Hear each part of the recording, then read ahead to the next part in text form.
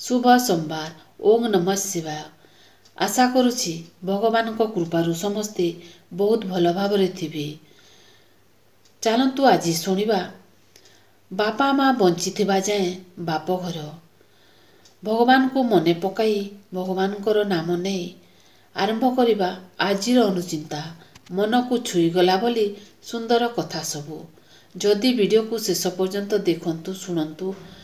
ଯଦି ପସନ୍ଦ ଆସିବ ତାହେଲେ ସବସ୍କ୍ରାଇବକୁ ଟଚ୍ କରିକି ବେଲ୍ ଆଇକନ୍କୁ ଟଚ୍ କରିଦିଅନ୍ତୁ। ତାହେଲେ ଚାଲନ୍ତୁ ଶୁଣିବା।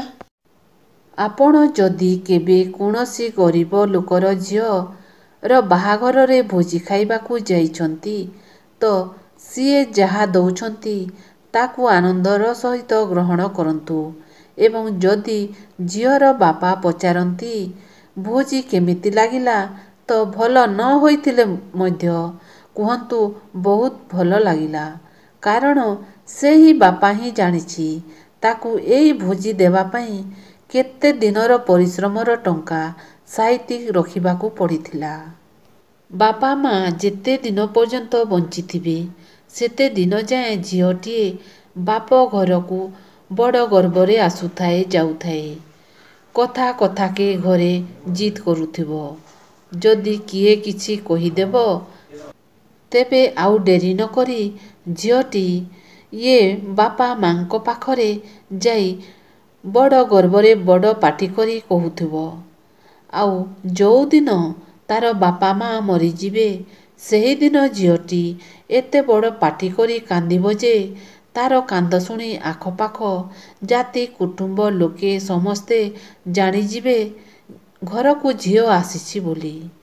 ବାପା ମା ମରିଗଲା ପରେ ସେହି ଝିଅଟି ନିଜର ସାହସ ହରାଇ ବସେ।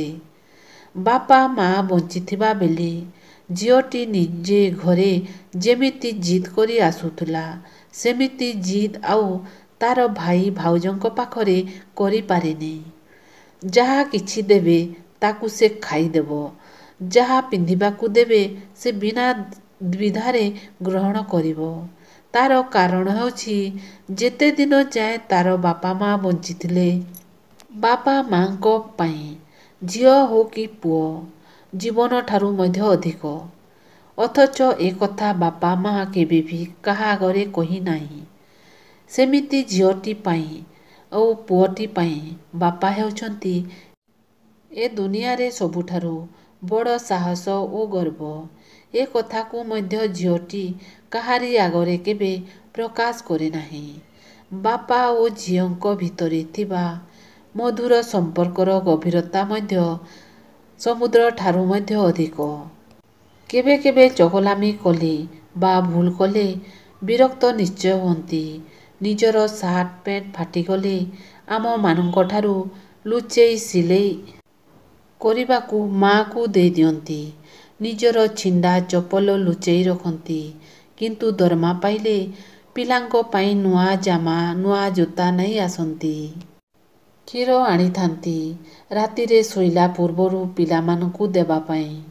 ସବୁବେଳେ ସେହି ଲୋକଟା ଯେତିକି ଚିହ୍ନା ତାଠାରୁ ଅଧିକା ଝିଅ ଆଉ ପୁଅ ତାଙ୍କ ପାଇଁ ଦୁହେଁ ସମାନ। ଯେତିକି ଜଣାଶୁଣା ଲାଗେ ତାଙ୍କଠାରୁ ଅଧିକ ଅଜଣା ରହିଯାଏ। ବାପା ମା ସତେ ଯେମିତି ଛତାଟିଏ।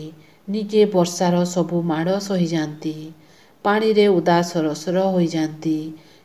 କିନ୍ତୁ ତା ତଳେ ଠିଆ ହୋଇଥିବା ପୁଅ ଝିଅଙ୍କ ଦେହରେ ଟୋପାଏ ପାଣି ବି ପଡ଼ିବାକୁ ଦିଅନ୍ତି ନାହିଁ। ସେମିତି ଘୋଡ଼େଇ ରଖିଥାନ୍ତି। କେବେବି ନିଜକୁ ଛୋଟ ମନେ କରନ୍ତୁ ନାହିଁ। ମନେ ରଖନ୍ତୁ ପାଦ ତଳର ଦୁବଘାସ ପୂଜାରେ ଲାଗେ। ମୁଣ୍ଡ ଉପରେ ଥିବା ବିଶାଳ ତାଲଗଛ ନୁହେଁ। ଭରସା ସମସ୍ତଙ୍କ ଉପରେ କର କିନ୍ତୁ ସାବଧାନର ସହ। କାରଣ ବେଳେ ବେଳେ ଦାନ୍ତ ବି ନିଜ ଜିଭକୁ ଆଘାତ କରି ଦେଇଥାଏ। ତୁମ ମନର କଥାକୁ ଏମିତି ଲୋକ ଆଗରେ କୁହ ଯିଏକି ତୁମକୁ କୌଣସି ପ୍ରକାରର ସାହାଯ୍ୟ ନ କରିପାରିଲେ ମଧ୍ୟ ଅନ୍ତତଃ ତୁମକୁ ସାନ୍ତ୍ୱନା ଦେବା ସହ ତୁମର ମନୋବଳତାକୁ ଦୃଢ଼ କରିପାରୁଥିବ। ଲୋକେ କହନ୍ତି କହିବା ଲୋକଙ୍କଠାରୁ ସହିବା ଲୋକଟି ବଡ଼। କିନ୍ତୁ ଧୈର୍ଯ୍ୟର ବି ଗୋଟିଏ ସୀମା ଥାଏ। ଆପଣ ଯେତେ ସହି ଚାଲିଥିବେ ଲୋକମାନେ ଆପଣଙ୍କୁ ସେତେ ଅଧିକ ଆଘାତ ଦେଇ ଚାଲିଥିବେ। ଯିଏ ଅଳ୍ପରେ ବଞ୍ଚିବା ଶିଖିଯାଏ ସେହି ବ୍ୟକ୍ତିକୁ ଜୀବନରେ କେବେ ବି ଅଭାବର ସାମ୍ନା କରିବାକୁ ପଡ଼ିନଥାଏ। ଆଉ ଯିଏ ଯେତେ ପାଇଲେ ମଧ୍ୟ ସବୁବେଳେ ମନରେ ଅସନ୍ତୁଷ୍ଟ ରଖିଥାଏ, ଅଭାବ ସାରା ଜୀବନ ତା ପିଛା ଛାଡ଼େ ନାହିଁ। ଥରେ ଜଣେ ଶିଷ୍ୟ ପଚାରିଲେ, ଯଦି ଭଗବାନ ସବୁଠି ଅଛନ୍ତି ତେବେ ଆମେ ମନ୍ଦିର କାହିଁକି ଯିବା? ସାଧୁ ବଡ଼ ସୁନ୍ଦର ଜବାବ ଦେଇ କହିଲେ, ସବୁ ଜାଗାରେ ତ ପବନ ଥାଏ, ଖରାରେ ଥାଏ, ଛାଇରେ ମଧ୍ୟ ଥାଏ। କିନ୍ତୁ ଆମକୁ ପବନର ଆନନ୍ଦ ଛାଇରେ ବସିଲେ ହିଁ ମିଳିଥାଏ। ଠିକ୍ ସେହିପରି ଭଗବାନ ତ ସବୁ ଜାଗାରେ ଅଛନ୍ତି, କିନ୍ତୁ ଭକ୍ତି କରିବାର ଆନନ୍ଦ ମନ୍ଦିରକୁ ଗଲେ ହିଁ ମିଳିଥାଏ। ଦେବା ପାଇଁ ଦାନ, ନେବା ପାଇଁ ଜ୍ଞାନ ଏବଂ ତ୍ୟାଗ କରିବା ପାଇଁ ଅଭିମାନ ସବୁଠୁ ଶ୍ରେଷ୍ଠ ହୋଇଥାଏ। ମଣିଷକୁ ସୁଧାରିବା ପାଇଁ ସମୟ ଥରେ ନୁହେଁ ବାରମ୍ବାର ସୁଯୋଗ ଦେଇଥାଏ। କିନ୍ତୁ ଯେଉଁ ମଣିଷ ଏହି ସମୟକୁ ହାତଛଡ଼ା କରିଦିଏ, ପରବର୍ତ୍ତୀ ସମୟରେ କେବଳ ଅନୁତାପ କରିବା ପାଇଁ ସମୟ ସେ ମଣିଷକୁ ସୁଯୋଗ ଦେଇଥାଏ।